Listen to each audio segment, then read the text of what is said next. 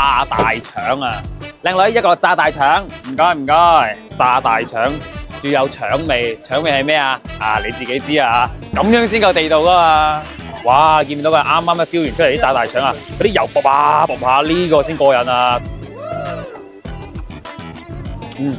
因為啱啱好炸得啱啱好咧，有啲脆脆地咧，煙煙韌韌。等你哋過嚟值得一試。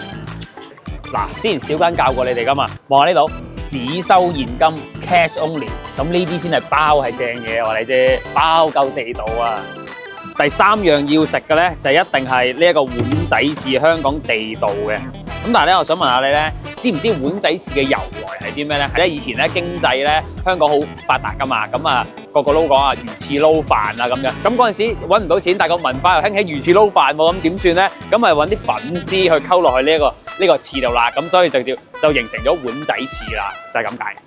同埋咧，香港有樣嘢好似嘅，就係我自己都好中意食。其實碗仔同蛇羹咧好似啊，你哋會唔會食蛇羹啊？如果你哋中意食咧，下次帶你哋去食啊！我係香港簡 Sir，記得俾 like 同 follow 我啦。